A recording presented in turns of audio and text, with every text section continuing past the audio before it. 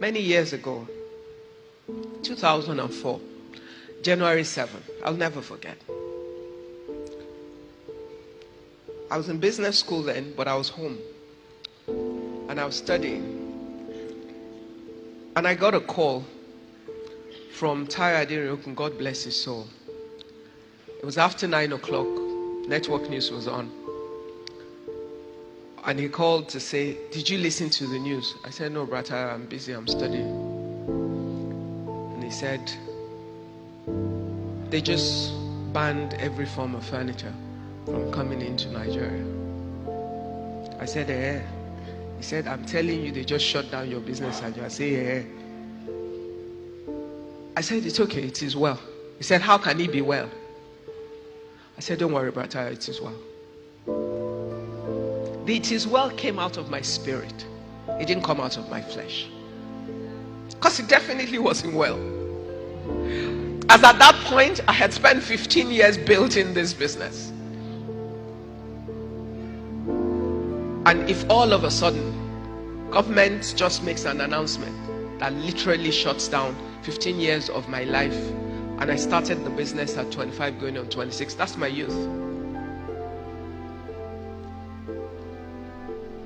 Dropped the phone, told my husband, we went to watch the recap of the news, listened to the news. I said, and then people started calling me, and I was the one assuring everybody, don't worry, it is fine. How is it if I said, don't worry, it is fine? What was my assurance? The God that I knew. Why? 3 years before, the Lord asked me, what if government does what they did? 3 years. And I thought, okay. So I will do this, I'll do this, I'll do this. I did all the preliminary work. I had all the reports, but I didn't execute. So when that happened, I knew that there was good in it for me. I didn't quite understand it, but I knew there was good in it for me. Why? What gave me my assurance? I sat down and I said to myself that without a doubt, I am certain that I am where the Lord has established my feet. And I was walking in the will of God. So check your walk, because it affects your mindset. If you're walking outside of the will of God, when situations come, fear and condemnation will take hold of you. You're going to think about the things you're doing that are outside of God. And you're going to start self-accusation. Because you're going to be saying, is it because of this? Is it because of that? Is it because...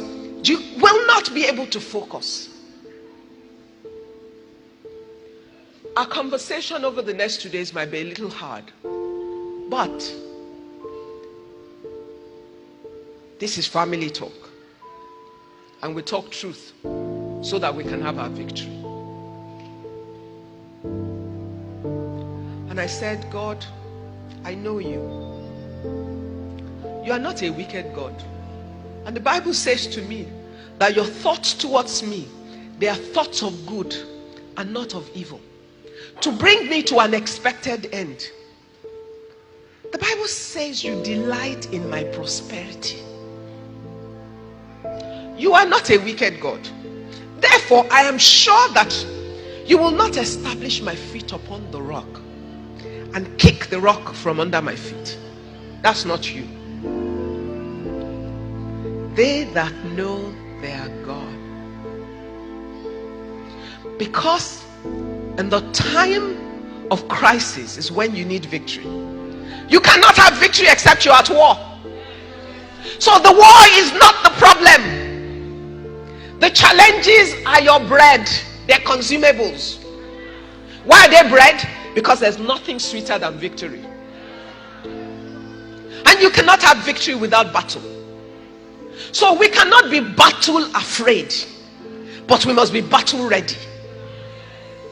And for you to have victory, you must be empowered and equipped for the moments you have not even seen.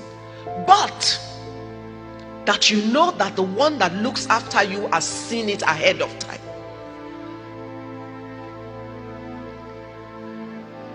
So I said, you will not kick the rock from under my feet. So I'm certain that whatever this is, which I do not necessarily understand, but I know you, and I know that you have said all things work together for my good. Therefore, there must be good in this situation for me.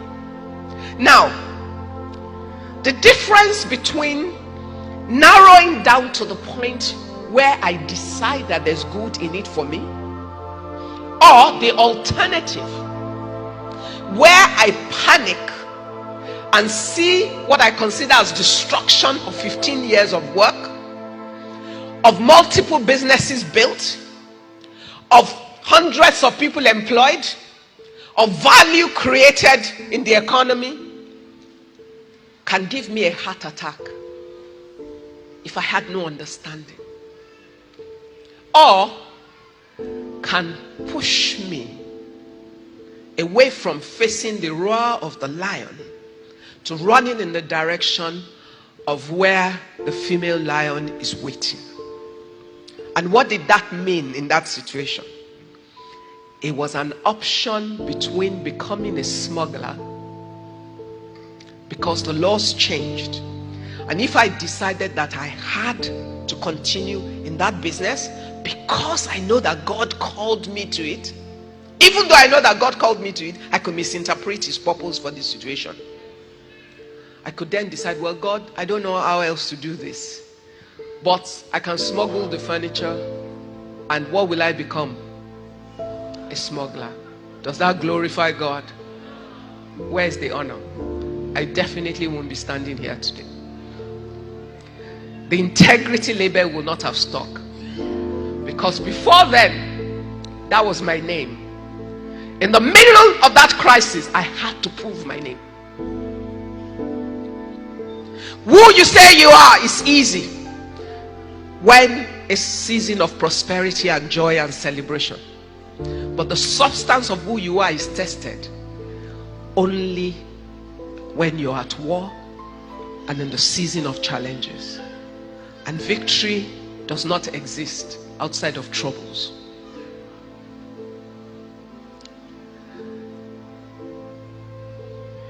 So I took my position with God and said, that good that is in this that I can't clearly see now, I know that you will show me the way.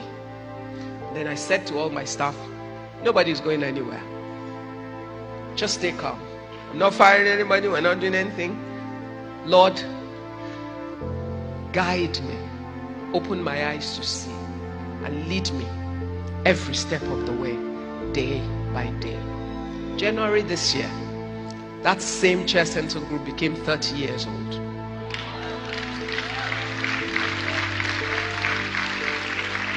Out of that crisis,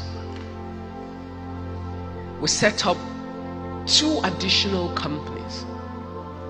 Before then, there was no office seating European standard factory in sub-Saharan Africa. My French partners, who we ended up investing together and setting up here, were producing for us, but I've never invested anywhere outside of Europe. Nigeria was definitely not going to be their first choice. It looks impossible.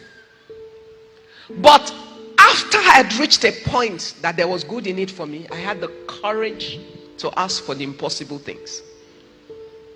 And I went to the largest office seating manufacturer in England, in France, and one of the top 10 in the world, sat across from a large team and said to them, come to Nigeria with me and let's set up manufacturing together. They laughed, but little did they know that though I was sitting on one side alone, I had the whole of heaven